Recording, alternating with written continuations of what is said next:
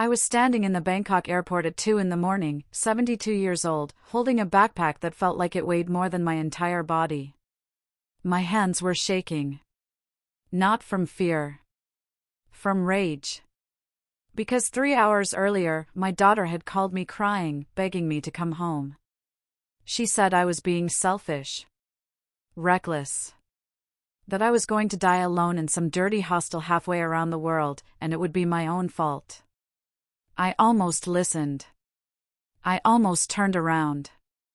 But then I remembered the funeral. I remembered standing over my husband's casket, holding a piece of paper I'd found in his desk drawer. Our bucket list. Written 30 years ago. And right there at the top, in his handwriting, backpack through Asia. We never did it. We were always too busy. Too responsible. Too old. Well, I wasn't going to die wondering anymore. My name is Margaret, and this is the story of how I stopped living for everyone else and started living for me. If you've ever been told you're too old, too late, too anything, stay with me.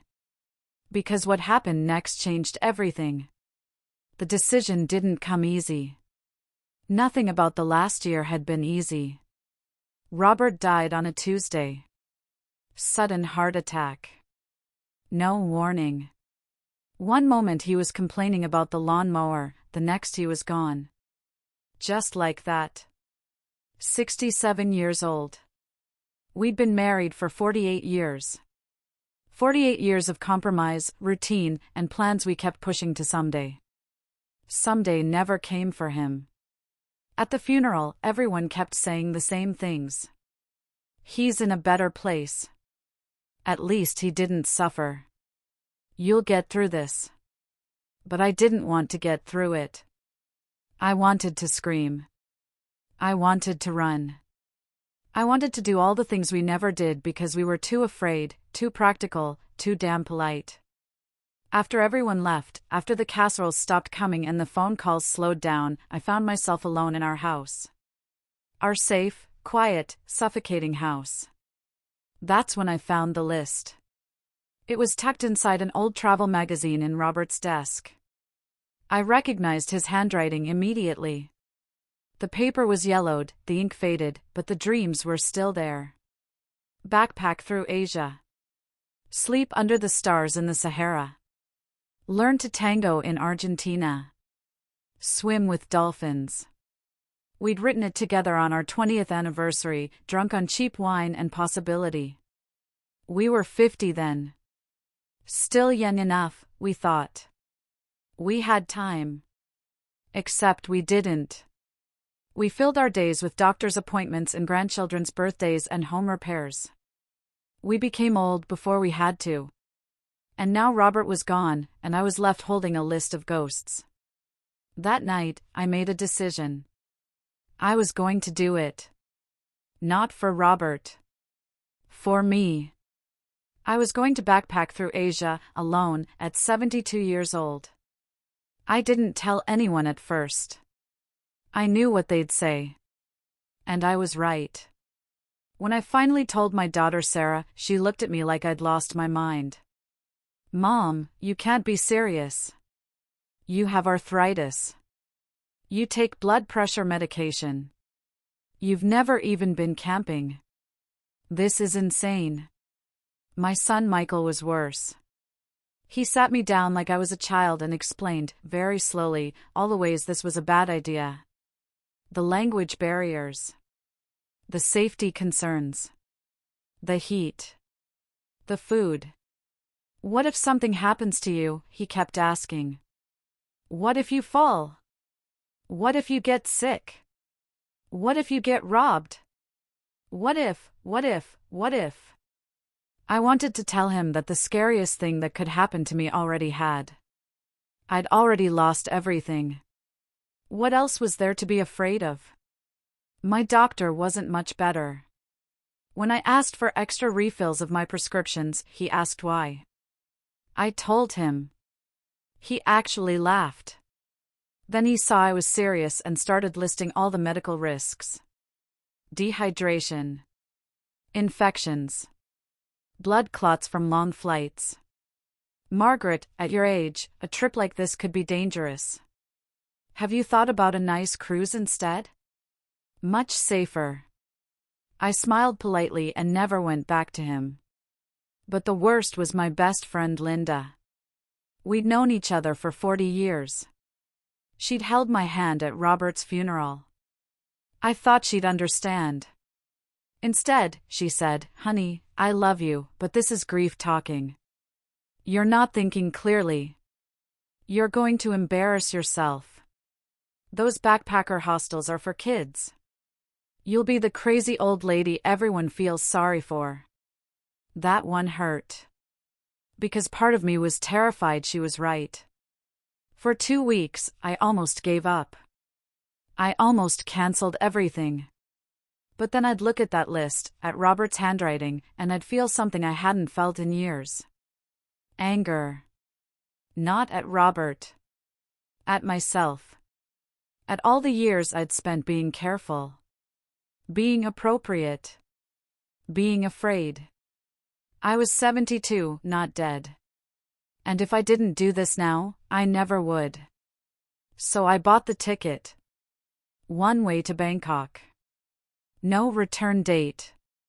I watched YouTube videos on how to pack a backpack. I bought a money belt and downloaded translation apps I barely understood. I didn't tell anyone until 3 days before I left. Sarah cried. Michael threatened to call a lawyer to declare me mentally incompetent. Linda stopped answering my calls. But I went anyway. And that's how I ended up in Bangkok airport at 2 a.m, shaking with rage and terror and something that felt dangerously close to freedom. The first week almost killed me. Not physically, though my body certainly tried. But emotionally, mentally, spiritually, I was drowning. Bangkok was overwhelming. The heat hit me like a wall the second I stepped outside the airport. It was April, the hottest month, and the humidity made my clothes stick to my skin within minutes. The streets were chaos. Motorbikes weaving through traffic, street vendors shouting, smells I couldn't identify, sounds that made my head spin. I stood on the sidewalk outside my hostel, completely frozen, wondering what the hell I'd done. The hostel was worse than I'd imagined. I'd booked the cheapest place I could find, trying to do this properly, like a real backpacker. It was called Happy Elephant Hostel, and there was nothing happy about it. The dorm room had 8 bunk beds crammed into a space meant for 4. The air conditioning barely worked. The bathroom was shared, and I won't even describe the state of it. My bunk was a top bunk. I'm 72 years old, and I had to climb a ladder to get to bed. The first night, I lay there listening to 7 strangers snore, my back screaming, my hip aching, and I cried. Silent tears running down my face in the dark. I wanted to go home. I wanted my own bed. I wanted Robert. But Robert was dead, and home felt like a grave, and so I stayed. The other backpackers didn't know what to make of me.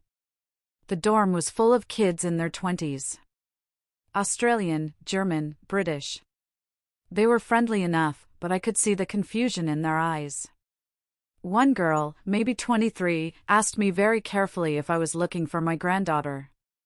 When I said no, I was traveling alone, she smiled the way you smile at someone you feel sorry for. That's so cool, she said, in a tone that meant the opposite. I wanted to tell her that I'd been alive longer than her parents had been together, that I'd survived things she couldn't imagine, but instead I just smiled back and climbed into my bunk. Everything was hard.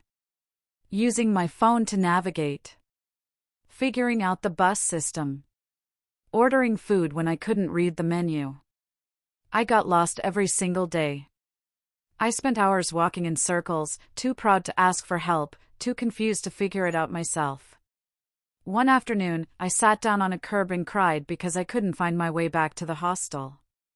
A street vendor, an old woman selling fruit, came over and patted my hand. She didn't speak English, and I didn't speak Thai, but she sat with me until I stopped crying, then pointed me in the right direction. That kindness broke something open in me. The loneliness was the worst part. I'd expected to feel alone, but I hadn't expected it to feel like this. Like being invisible. At mealtimes in the hostel, everyone sat in groups, laughing and swapping stories. I sat by myself, pretending to be very interested in my phone. At tourist sites, I was surrounded by people but completely isolated. Couples holding hands. Families taking photos. Groups of friends. And me. Alone. Always alone. I started talking to myself just to hear a voice. I called Sarah once, but she was cold and short with me, still angry I'd gone. I didn't call again. After 5 days, I almost gave up. I was sitting in a 7-Eleven at midnight, eating instant noodles, seriously considering booking a flight home. I'd proved my point, hadn't I? I'd tried. I'd failed. That was okay. I could go home with my head held high. Except I couldn't. Because deep down, I knew if I went home now, I'd never forgive myself. I'd spend the rest of my life wondering what if. So instead, I made a new plan. I'd go to Chiang Mai. Everyone said it was calmer, quieter, more manageable. I'd give myself 2 more weeks. If I still hated it, I'd go home. No shame in that. Chiang Mai saved me. Or maybe I saved myself there. It started with the overnight bus from Bangkok. I'd booked the cheapest ticket, which meant no air conditioning and a seat that didn't recline. I barely slept. But when we arrived at dawn and I stepped off that bus into the cool mountain air, something shifted. Chiang Mai felt different. Smaller. Gentler. The hostel I'd booked was run by a Thai family, and the grandmother, who must have been 80, took one look at me and switched me from the dorm to a private room. No charge, she said firmly. You need rest. I could have kissed her. That morning, I walked to a temple. What Phra Singh? I didn't know anything about it, I just followed a map. The temple was stunning. Gold everywhere, intricate carvings, the smell of incense. I sat in the courtyard, watching monks in orange robes walk by, feeling completely out of place. That's when I saw her. An old woman, even older than me, sitting cross-legged on the ground, eyes closed, perfectly still. She was a nun, I realized. Her head was shaved, and she wore white robes. I don't know why, but I started crying. Not sad crying. Just crying. Maybe from exhaustion. Maybe from relief. Maybe from everything. When I opened my eyes, she was looking at me. She didn't say anything, just gestured for me to sit closer. I did. We sat in silence for a long time. Then, in broken English, she asked, "Why you cry?" I didn't know how to explain. How do you tell a stranger that you're 72 and terrified and alone and trying to figure out who you are without the person you were with for 48 years? But I tried. I told her about Robert. About the list. About feeling like I'd wasted my life being safe. She listened without interrupting. When I finished, she reached over and took my hand. Her skin was paper thin, her grip surprisingly strong. She said, "You not old. You awake now." That very brave. Then she smiled, stood up, and walked away. I never saw her again. But those words, "You awake now," they changed everything. I stayed in Chiang Mai for 3 weeks.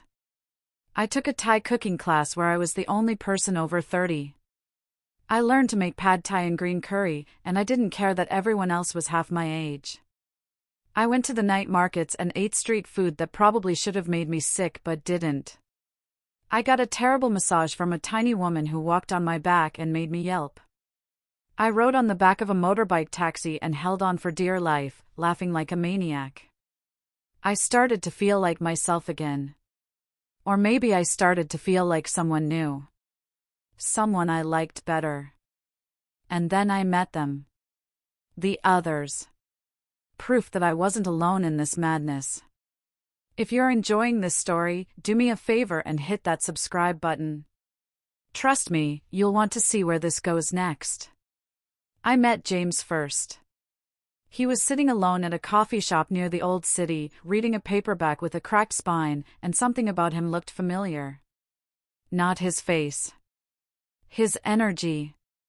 The way he sat. Like he was hiding. I ordered my coffee and, on impulse, asked if I could join him. He looked startled but nodded. We sat in silence for a few minutes. Then he said, "You're traveling alone, aren't you?" I nodded. He smiled. "Me too. How old are you, if you don't mind me asking?" 72. His eyes widened. "Damn. You've got me beat. I'm 68. We both laughed. It felt good. We talked for 3 hours. James was from Manchester. He'd been married for 42 years to a woman he didn't love anymore. Maybe never loved. He'd retired, and one morning, instead of going to the garden center like he told his wife, he went to the airport. He'd been gone for 2 months. He wasn't going back. "I'd rather die out here than die in that house," he said. I understood completely. The next day, James and I went to a cooking class together. That's where we met Yuki. She was 75, Japanese, with short silver hair and the sharpest sense of humor I'd ever encountered. She was wearing a t-shirt that said "Not Dead Yet" in English. I loved her immediately. We sat together during the class, and afterward, we went for beers. Beers. At our age. It felt scandalous and wonderful. Yuki told us her story. She'd lost her daughter 5 years ago. Cancer. After that, her husband didn't know how to talk to her anymore. They lived in the same house but different worlds. One day, she packed a bag and left. She'd been traveling for a year. "I will die traveling," she said matter-of-factly. Better than die waiting. James and I toasted to that. The three of us became inseparable. We were an odd trio. The grieving widow, the escaping husband, the bereaved mother. But somehow, it worked. We understood each other in ways no one else could. We didn't have to explain why we were here or justify our choices. We just were. And for the first time since Robert died, I didn't feel alone. We decided to travel together for a while. None of us had fixed plans, so why not? We took a bus to Pai, a tiny mountain town that was supposedly beautiful. The bus ride was terrifying. Endless switchbacks, sheer drops, other passengers vomiting into plastic bags. Yuki slept through the whole thing. James gripped the seat and prayed. I laughed until I cried. When we arrived, we rented motorbikes. I'd never ridden a motorbike in my life. But James had, back in his 20s, and he taught me in a parking lot. I crashed twice, scraped my knee, and didn't care. By the end of the day, we were riding through rice paddies, wind in our faces, whooping like teenagers. I felt more alive than I had in decades. In Pai, we stayed in bamboo bungalows overlooking a river. We ate dinner at a restaurant where the owner's grandmother cooked everything. She was 93 and still working every night. Yuki talked to her in broken Thai, and the old woman told her that work kept her alive. "Stop moving, you die," she said. Yuki translated, and we all nodded solemnly. It became our motto.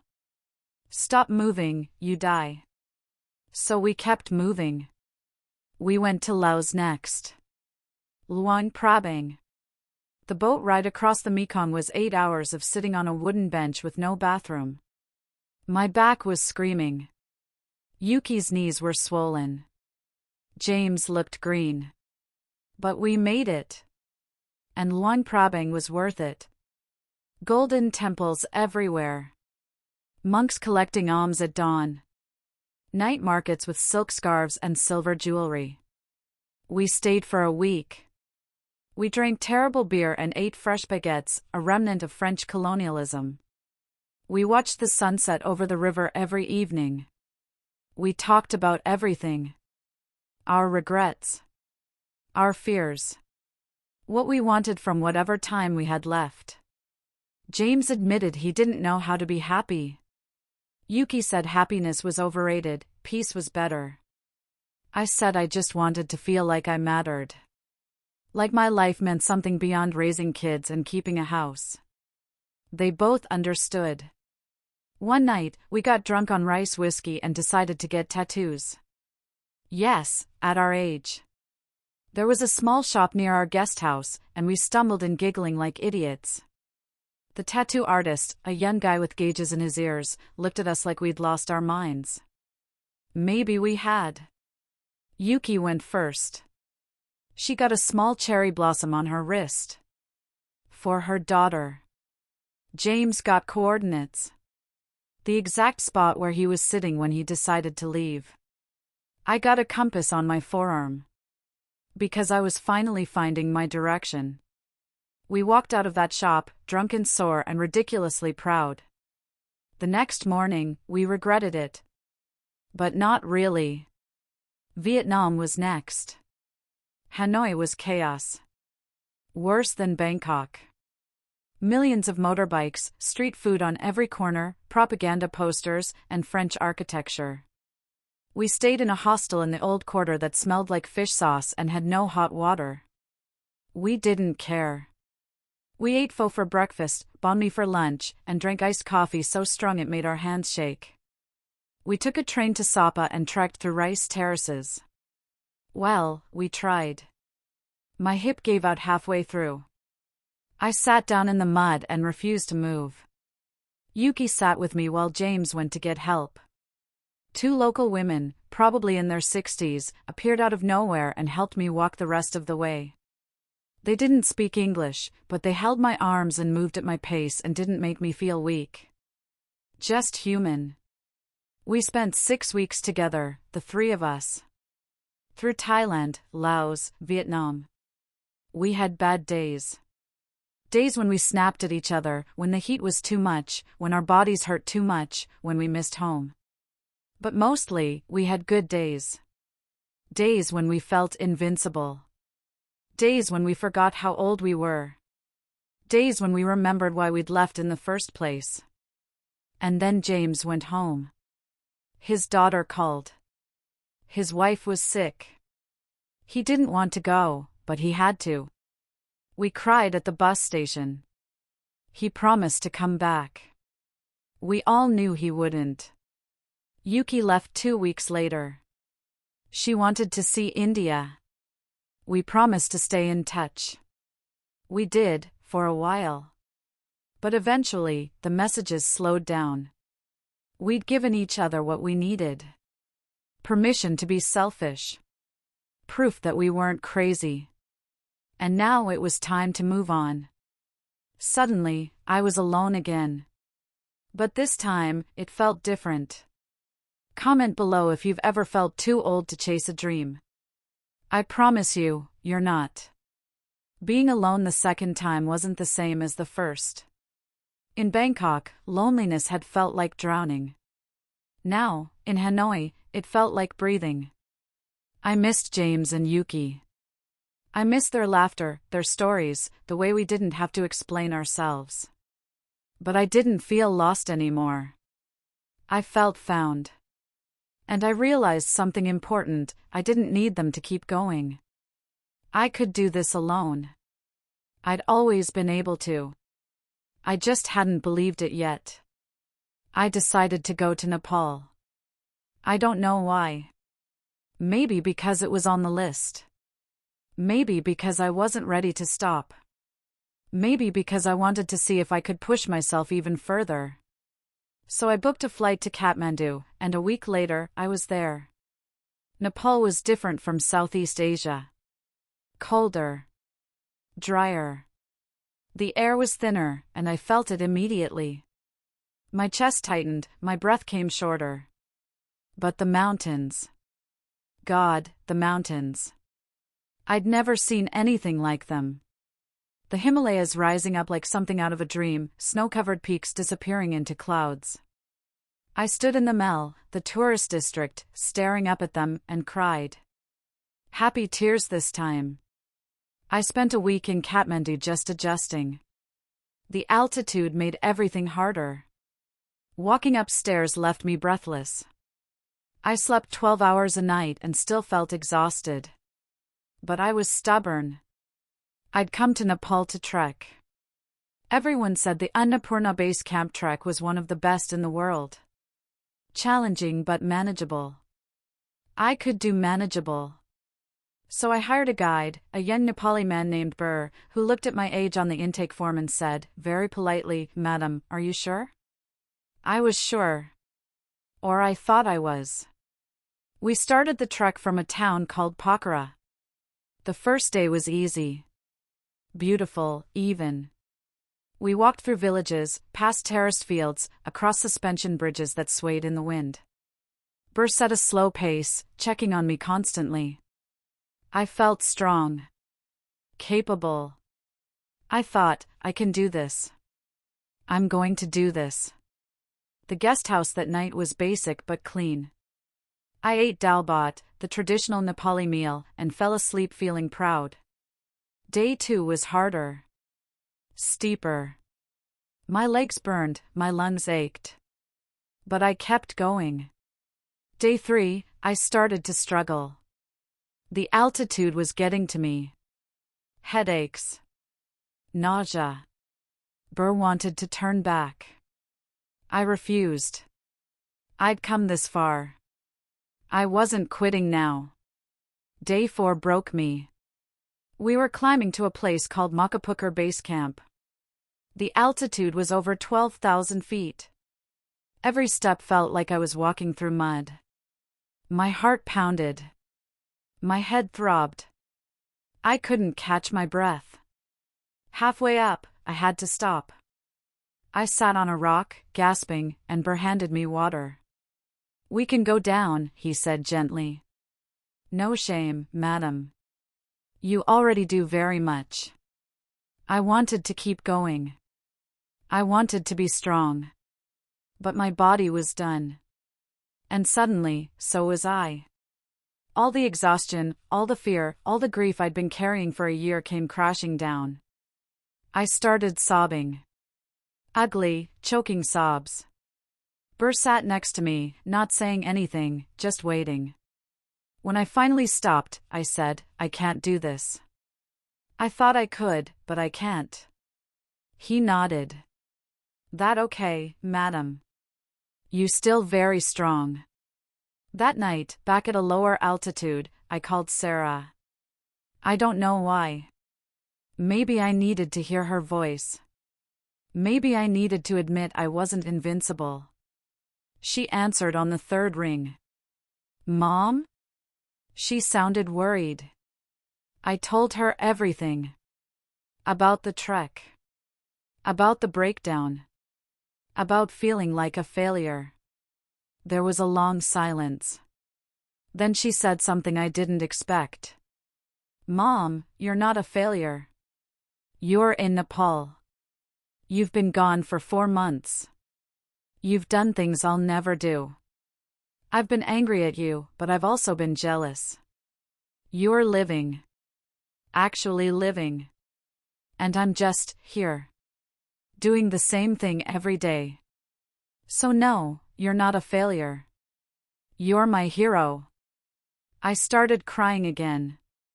But this time, it felt like relief. We talked for an hour. She told me about her life. Her marriage that was okay but not great. Her job that paid the bills but didn't excite her.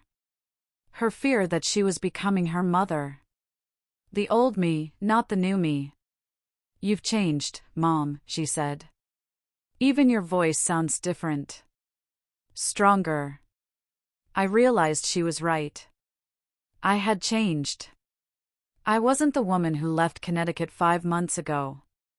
I wasn't even the woman who arrived in Bangkok terrified and alone. I was someone new. Someone braver. Someone I liked. Before we hung up, Sarah said, "Don't come home yet. Finish what you started." I promised I would. The next morning, I said goodbye to Burr. He insisted on giving me a kata, a traditional white scarf, for good luck. "You finish your journey, madam," he said. "Maybe not this mountain, but you have other mountains." He was right. I flew back to Kathmandu, then to Thailand, then to Indonesia. I had one more place I needed to see. Bali. The list said "Find peace in Bali." Robert had written that. I didn't know what it meant, but I was going to find out. Bali was everything I needed. After the chaos of cities and the challenge of mountains, Bali was soft. Gentle. I rented a small bungalow in Ubud, surrounded by rice paddies. I could hear frogs at night and roosters at dawn. I spent my days doing nothing. Reading. Writing in a journal. Walking through the jungle. I took a yoga class and was the oldest person by 30 years, but the instructor, a tiny Balinese woman, made me feel welcome. I went to waterfalls and temples. I ate fruit I'd never heard of. I watched the sun rise over rice terraces and set over the ocean. I let myself just be. One afternoon, I was sitting at a cafe when an old man sat down at the next table. He was Balinese, maybe 80, with a deeply lined face and kind eyes. We started talking. He told me he'd been a rice farmer his whole life. He'd never left Bali. Never wanted to. "Everything I need is here," he said. I told him about my journey. About losing Robert. About the list.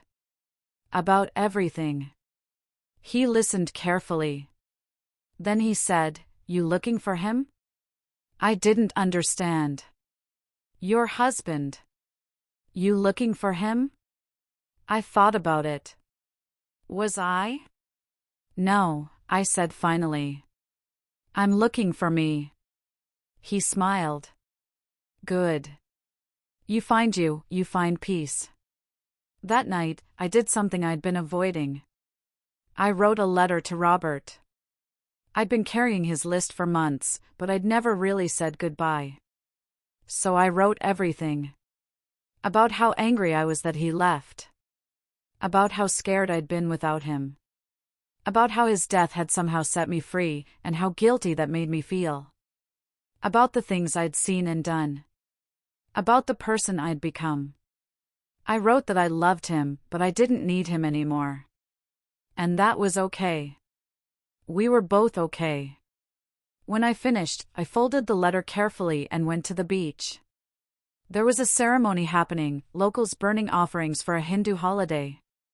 I asked if I could burn something too. They said yes. I watched my letter curl and blacken and disappear into smoke. And I felt lighter than I had in a year.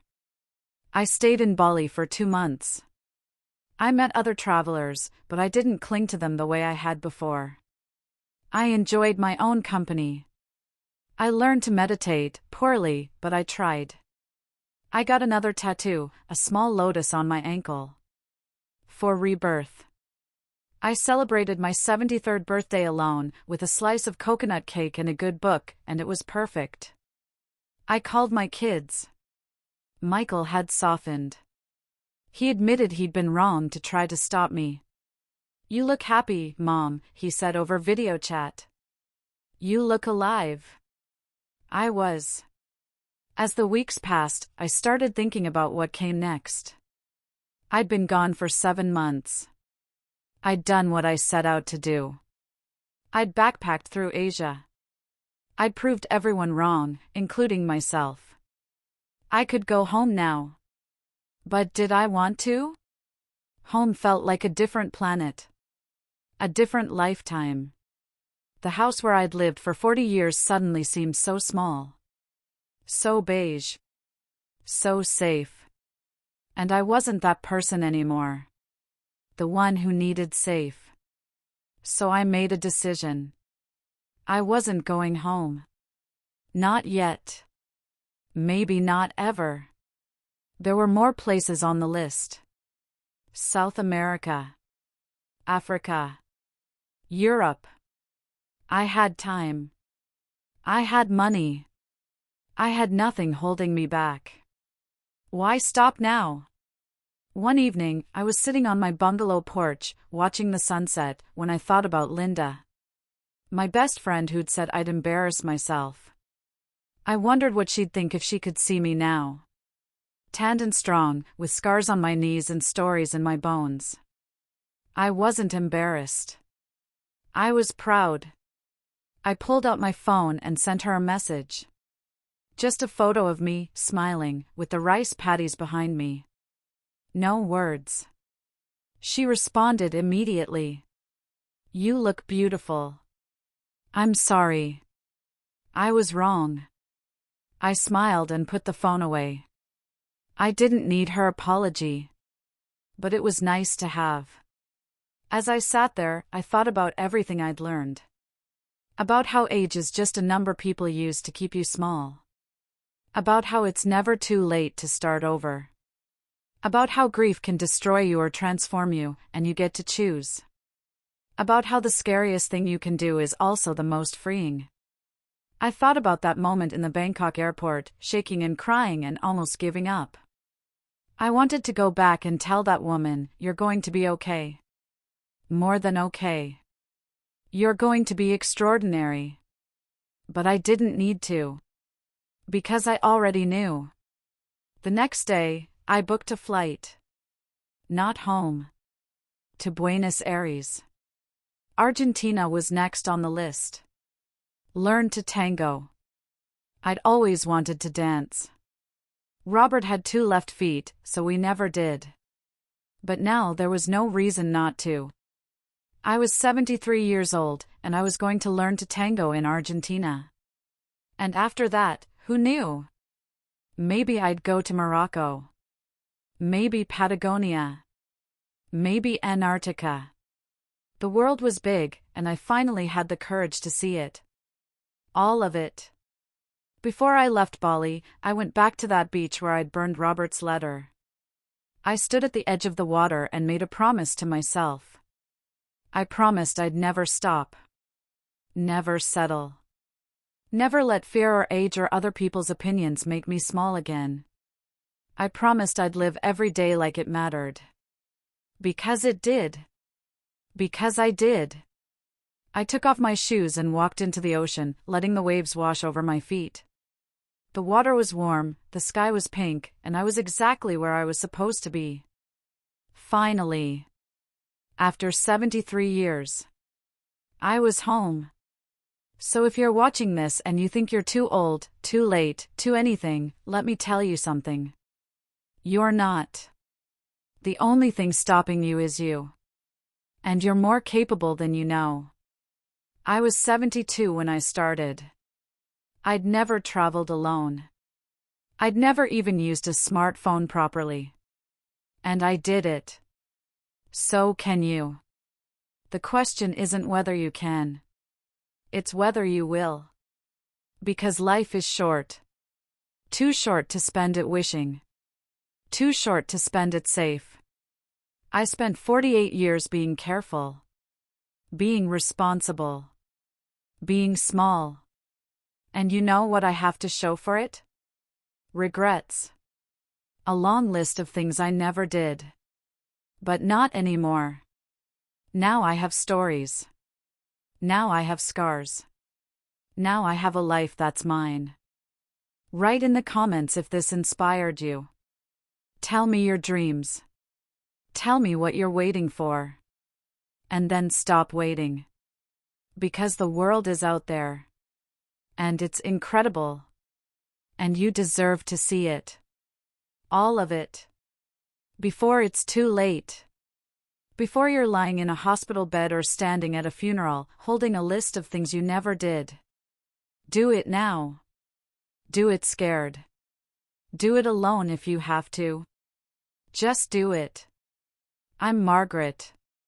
I'm 73 years old. I've backpacked through 7 countries. I've slept in hostels and on buses. I've eaten food I couldn't pronounce and gotten lost more times than I can count. I've made friends and said goodbye. I've cried and laughed and lived more in 7 months than I did in 7 decades. And I'm not done yet. Not even close. So if you think I'm crazy, that's fine. I probably am. But I'd rather be crazy and free than sane and safe. Wouldn't you? If this story moved you, hit that subscribe button. I need you to see what happens next. Because this is just the beginning. And trust me, you don't want to miss where I'm going. The adventure isn't over. It's only just started. And I can't wait to share it with you.